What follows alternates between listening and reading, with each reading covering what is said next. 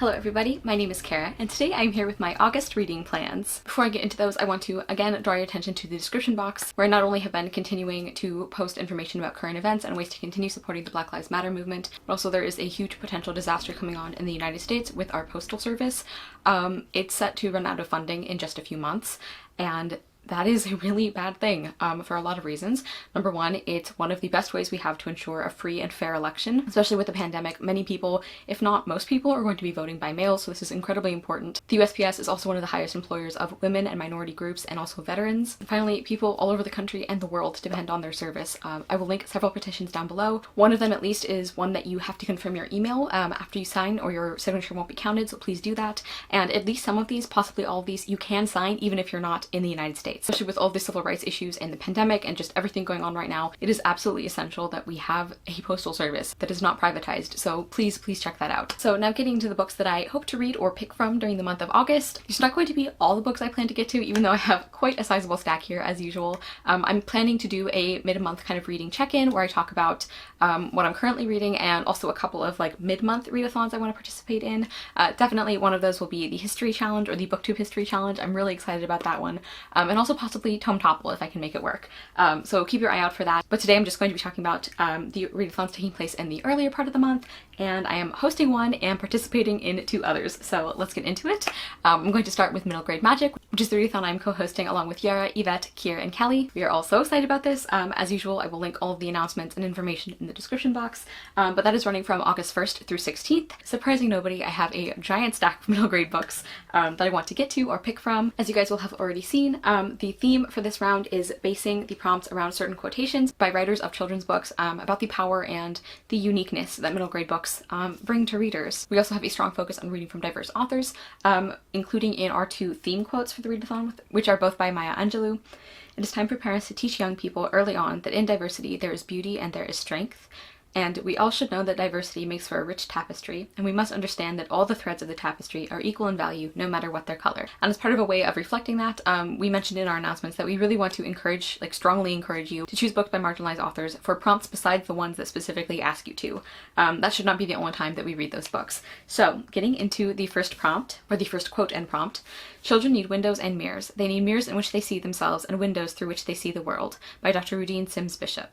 I'll also link a short kind of summary of one of, I think it's one of her papers or one of her speeches that's about that concept. I will link that down below. Super interesting, very short. She's very important to know about. And the prompt for that one is to read an own voices book featuring a main character who is different from you, and to read a book with a main character you share some part of your identity with. So this is the only prompt where there's kind of two parts to it. And for the first part, I actually want to get to all of these. We'll see if that can happen.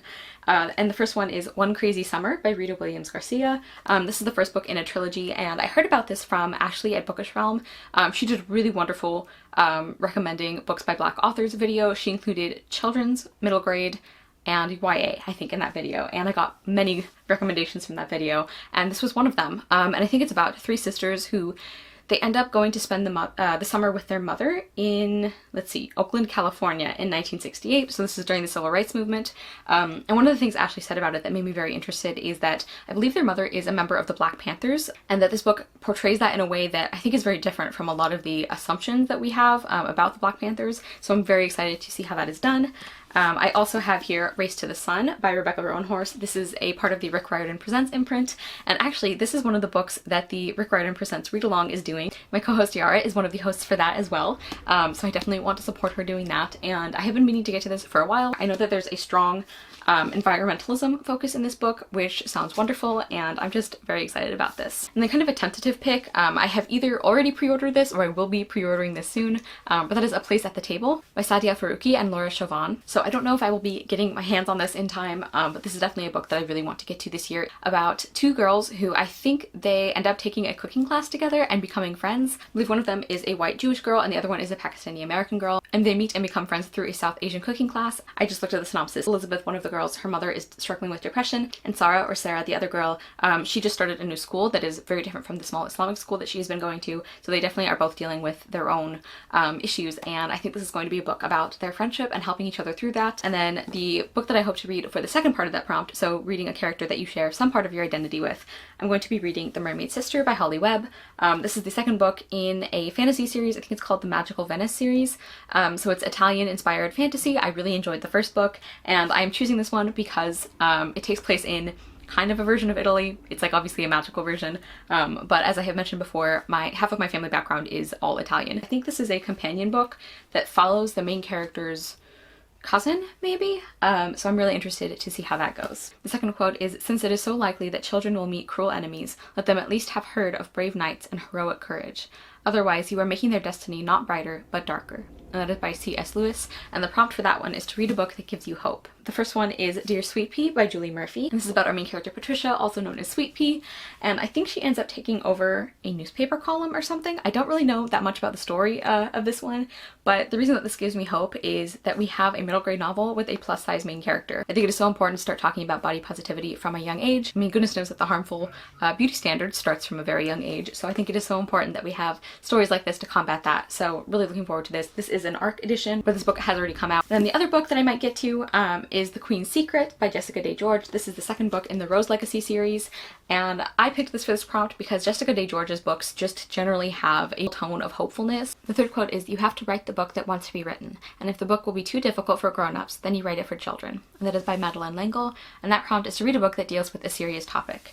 And the first one that I have for that category is How High the Moon by Karen Parsons. This is a book about our main character Ella, and it's set during Reconstruction, and that's a time period that I really don't think we get a lot of stories set during that time, or at least I don't hear about a lot of them. So it's weird to say I'm like looking forward to this because it's obviously going to be like deal with some very upsetting content, but I think it's very important that we have stories like this. Our main character Ella, I think what happens is she comes back to her hometown and she finds out that one of her childhood friends has been arrested for the murder of 2 local white girls. And so I think this book is about the trial and about the racism during the Jim Crow or the Reconstruction period. And they also have A Good Kind of Trouble by Lisa Moore Ramée, and I'm really excited about this one. This is a middle grade book that is about the Black Lives Matter movement, and our main character Shayla, she's 12 years old and she is a rule follower. She doesn't like getting into trouble, she doesn't like talking back, and her older sister is involved in the Black Lives Matter movement. And so initially Shayla is not so sure how she feels about this, but gradually she starts to realize that this is something worth making trouble for, worth making a good kind of trouble for, and I just feel like this is going to be a really lovely and important book. I think it's so important that we have middle grade books about activism like this, and I can't wait to get to this. The fourth quotation is, "If I'm honest, I have to tell you I still read fairy tales and I like them best of all," and that is by Audrey Hepburn. And the prompt for that one is to read a story time book. So that can be a fairy tale, a folk tale, a picture book, anything that kind of feels like a read aloud book. The first one is a picture book, and that is Trailblazer, the story of ballerina Raven Wilkinson by Lita Schubert, illustrated by Theodore Taylor III, and with a foreword by Misty Copeland. So if you guys don't know, Misty Copeland is a ballerina for the American Ballet Theater. She's a prima ballerina. And also, if you guys don't know, ballet is still a very, very much white-dominated field. And Misty Copeland is one of the highest profile ballet dancers who is a person of color. She is a Black woman. So Misty Copeland is really an inspiration for a lot of young girls who are people of color, and who are realizing that they can do these things too. And what's really exciting about this book is Misty Copeland does the introduction to this book. And so this is about the ballerina that inspired Misty Copeland to do what she's doing. And I just think that is so wonderful that this is like coming full circle like this. And like I said, this is about Raven Wilkinson, who is the first African-American ballerina to dance with a major American touring troupe. And I really like how the illustration style looks, and I just feel like this is such an important book. I feel like it's going to be beautiful, so really excited about that. And then the other one, I actually picked 2 nonfiction kind of picture books for this one, which is interesting. And that is Young, Gifted, and Black, Meet 52 Black Heroes from Past and Present. Words by Jamia Wilson, illustrated by Andrea Pippins. So that's what this one looks like. And this is one of those like compilation, oh, I love the illustration style and the colors. So this is one of those like nonfiction compilation books for young readers that I feel like are very popular right now, and I say this every time I talk about them, but that is a trend I will never get tired of. So I'm always excited to read more of them. And this is specifically about Black influential figures. Number 5, Imagination for the Child is the miraculous, free-willing device he uses to course his way through the problems of every day. It is through fantasy that children achieve catharsis, by Maurice Sendak. And the prompt for that one is to read a story you would consider fantastical or imaginative. And the first one is the first book in the Pages & Co. series, which I'm kind of confused about what the name of the series is versus what the book is, because I thought the series was Tilly and the Book Wanderers, but I don't see Tilly anywhere. on this, so maybe in the US it's just called The Book Wanderers. I don't know. I just know I've been excited to start this series for ages. So a young girl named Tilly, her grandparents own a bookshop, and Tilly can actually travel into pages of books, I think, or she can like bring characters out of books. So I think that sounds wonderful. Inkheart by Cornelia Funke is a book that had a somewhat similar premise. That's a YA series. I loved the first book, and that series ultimately really went downhill for me, so I'm hoping I like this one better, but looking forward to that. And my other pick is The School for Good and Evil, A World Without Princes by Soman Chainani. And this is the second book in the School for Good and Evil series. I read the first one a couple years ago. It's been a while at this point, and I really enjoyed it. I thought the way it plays with fairy tale tropes was really fun and interesting. And the first book, we follow two characters, Sophie, I think Sophie, right? Yes. Sophie and Agatha, and Sophie is like the picture perfect, like blonde perfect princess, and Agatha pretty much looks like a stereotypical like villain character. And at the beginning of the first book, Sophie gets accepted to the school for evil and Agatha gets accepted to the school for good. And of course Sophie is sure that there must be a mistake. I don't actually know much about the plotline of this one, and maybe I'll keep it that way. I'm excited to finally continue the series because I did really enjoy the first book. I just haven't gotten around to continuing. Story of my life. And finally, the sixth quote is, if someone had taken that book out of my hand, said, "You're too old for this," maybe I'd never have believed that someone who looked like me could be in the pages of the book, that someone who looked like me had a story. And that quote is by Jacqueline Woodson, and the prompt is to read a book by a marginalized author that you think will bring you joy. My first one is The Epic Fail of Arturo Zamora by Pablo Cartaya. And this is a book I meant to read for the Read Caribbean readathon or reading project a month or so ago, and I didn't get to it, so I really do want to get to this one soon. Andrea is the one who brought this book to my attention. She said it's kind of like a middle grade version of Don't Date Rosa Santos, which I adored. That was one of my favorite books last year. The Epic Fail of Arturo Zamora I picked as hopeful because I just got that vibe from it. I think it's going to be about young kids fighting back against like land developers. And then my other pick is another recommendation I got from Ashley from Bookish Realms recommendations video, and that is Ghost by Jason Reynolds. This is the first book in the Track series, and I have now read 4 books by Jason Reynolds, and I have loved all of them. All of them have been 5 stars for me, so he is pretty firmly on my favorite authors list. And I had not really heard much about this series. It's about a young boy whose nickname is Ghost, and he is dealing with a lot of things I think at home, and he ends up with a talent for running and for being on the track team. And this is a very short book, but I think it's about his experience with the team and probably making friends. And the reason I put this in the hopeful category is because from the impression I got from the book, I think this is going to be one of those middle grade books that does deal with serious themes and topics, but ultimately it's a hopeful story. So that like marathon TBR is only some of the books that I plan to read in August. Again, I know I'm ridiculous, but if you're not completely sick of hearing me talk yet, I do have some other readathons I'm going to be participating in that I'm really excited about, so stick around. The next one I'm going to talk about is the Adventurous Club readathon, which is from August 1st through 8th, and the Adventurous Club readathon is based on Miss Fisher's Murder Mysteries, that TV show, which is one of my favorite shows of all time. I absolutely adore it. So when I saw there was a readathon based around this show, I knew I had to participate. And so there are 6 prompts. One is a warrior protagonist. Warrior is in quotations, which I take to mean that it doesn't have to be like literally a fighter. It can be in another way. And I have The Extraordinary Union by, An Extraordinary Union by Alyssa Cole. This is an adult romance featuring 2 black main characters, and I believe the female main character, she's a former slave who actually goes back to the South to become a spy for the Union. So I think this is set during the Civil War. Yes, it says right on the front, a novel of the Civil War. But I have heard wonderful things about Alyssa Cole's romance novels. I'm not super interested in her Reluctant Royals series. I think that's what it's called. The premise for that one just doesn't appeal to me as much, but the historical ones definitely do, so I'm hoping to get to this. The second prompt is a poetry collection, I think. Yes, a poetry collection.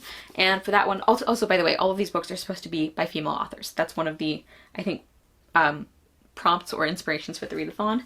And I have The Ordering of Love, the new and collected poems of Madeleine L'Engle. Madeleine L'Engle is perhaps best known for the Wrinkle in Time series, which is a series I really love and that I think I appreciate more as an adult.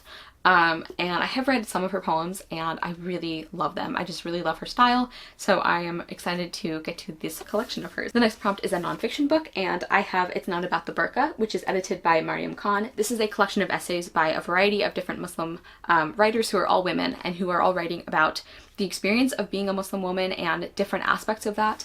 I've heard overall very, very good things about this collection, and this is on my Reading Women challenge list that I want to get to this year, and I'm really looking forward to it. The next prompt is a detective protagonist. The next prompt is a short story collection, and I have Once Upon a Kiss, 17 Romantic Fairy Tales by a bunch of different authors. I think this is a small or independently published collection, which is exciting. This is actually like quite a chunker, so we'll see. I feel like this is going to take me probably most of the month to read, which is fine, but I love fairy tales. I can enjoy a good fairy tale romance or fantasy romance, so I'm interested to see what I think of this. Hopefully I find some new authors from this collection that I can like check out their other work. And the last prompt is to read a book that is published or set between 1920 and 1930, I think, or maybe it could be any time in the 20s and 30s. And that's because the Miss Fisher's Murder Mysteries show takes place in Australia during the 20s, I think the late 20s. And so for that one I have Emily Climbs by Ella Montgomery. This is the second book in the Emily of New Moon series. I read the first one, again, kind of a while ago, but I really enjoyed it, and I just keep meaning to get around to the sequel, and I never do, so I feel like this is a good opportunity to do that. I haven't read Ella Montgomery in a while, so I'm excited to kind of curl up with this, and she's a very cozy author for me, so excited about that. Okay, and then the last read that I'm going to be talking about today, I know I have so many books I want to read, is the ReadEHThon, which is taking place from August 3rd through 9th, and that is all about reading Canadian authors. There are multiple hosts and co-hosts for this, but the person I heard about it from was Najiri from Onyx Pages. So the first one I want to talk about is Emily Climbs, which I just mentioned. I'm going to be using this for the prompt of a province that you've never been to. I have never been anywhere in Canada, so I can pretty much count any book set in Canada for that prompt. I'm also counting this for a Canadian children's book, and also for a book that has nature on the cover, because we see there's like trees and everything. I really love these Virago modern classics or Virago classic editions. And then the next book I want to read is one I am so excited about, and that is Mexican Gothic by Silvia Moreno Garcia. This is a Gothic horror novel that I have just heard amazing things about. I really loved the other things I have read from Silvia Moreno Garcia, and I just feel like this is going to be wonderful. The vibe I kind of get from this book is that it's like, even though it can be very creepy, it's more like atmospheric horror, which is the kind of thing I tend to enjoy. Yeah, so I'm just really excited about this. It's about our main character, Noemi, and she gets a letter from, I think it's her cousin, who has just gotten married. Here's the letter she sends her about her new husband. She says, "He is trying to poison me. You must come for me, Noemi. You have to save me." So Noemi ends up going to this creepy mansion where her cousin lives and her husband. The next one I want to read is Goodnight Desdemona, Good Morning Juliet by Anne-Marie MacDonald. This is a play. It's Shakespeare inspired. I forgot to talk about this when I was talking about the Shakespeare retellings that I own. And I think it's about a modern woman who gets transported into the story of Romeo and Juliet, and everything kind of goes haywire. This story starts happening in ways that it's not supposed to. Characters aren't doing what they're supposed to or ending up with who they're supposed to. And I just heard this is like a really fun and clever comedy, so I'm excited for that. And I'm counting this for, let's see, the Canadian Book Award nominee prompt, because I think this actually won several Canadian Theatre Awards. And I'm also counting it for the Not a Novel prompt. So I have another play that I'll talk about too. And I'm also counting this for the queer prompt, because I think Juliet actually falls in love with the main woman. And I believe Anne-Marie MacDonald is also a queer woman, if I'm not mistaken. So yeah, I've been meaning to get to this for ages, so finally I'm going to read that play. And then I want to read a Kate Hellig play, because my friend Julia from Shakespeare and Such was like messaging me that I need to read some of her plays, and after she had talked about her, I had already been kind of interested. If Julia says it's okay, I'm gonna actually post a screenshot of our conversation, because I am like, the way she described her plays, I am so excited about them. I definitely want to get to The Last Wife, but the one I kind of want to focus on for this readathon is Cyrano de Bergerac, because she did her own translation and adaptation of Cyrano de Bergerac, and that is one of my favorite plays in the world, so very excited about this. I'm counting it for the Loving Relationship prompt, and I'm also counting it for the Book from a Canadian Publisher prompt. Next I have A Girl Like That by Tanaz Bathina. This is another one on my 2020 Reading Women's Challenge list that I want to get to. And I'm counting this for the debut prompt, because this was Tanaz Bathina's debut novel. And I'm also counting it for the immigrant or refugee story. I don't know specifically where our main character is from, but when I was reading information about the book, it was talking about how that's one of the themes of this book, is how Zareen feels kind of displaced from her home and everything. And I've heard this is a very intense and difficult book, because the book starts with Zareen and her boyfriend being found dead on the side of the road. And Zareen is kind of known as the bad girl, you know, like parents tell their kids they don't want them to be around a girl like that. And I've just heard this is a very powerful exploration of prejudice, and I believe this book is also on Voices for the Zoroastrianism representation, which I don't think is something I have ever read a book about before, so really looking forward to that. And finally, the last book I want to get to for this readathon is The Inconvenient Indian by Thomas King, and the subtitle for that one is A Curious Account of Native People in North America. So this is a nonfiction book, and I'm counting this for the prompt of a book by a Canadian Indigenous Indigenous author. I've actually read a couple of very short novellas by Thomas King that were like children's folktales, so that I really enjoyed. So I'm really interested to see how his nonfiction is, but this gets very, very high reviews. But I think this is just about the Indigenous communities in North America and that history, and I think this is going to be a very useful and important book as well. I'm actually going to be listening to that one on audio, so that one will also be probably more of a long-term reading goal, just because I don't read a ton of audiobooks and they tend to take me longer. So those are many, many books that I will hopefully get to in August. I at least want to definitely like pick from these during August, and I don't know, like quite a few of these are really short. I have a couple plays, I have a couple picture books, so maybe I could actually get to all of these. We'll see. I don't know. But I like having options. Please let me know if you're participating in Middle Grade Magic or the Adventures Club Readathon or ReadEHThon or anything. Let me know any reading plans you have in August. Thank you guys so much for watching. I will see you soon with another video, and I hope you love the next book you read. Bye!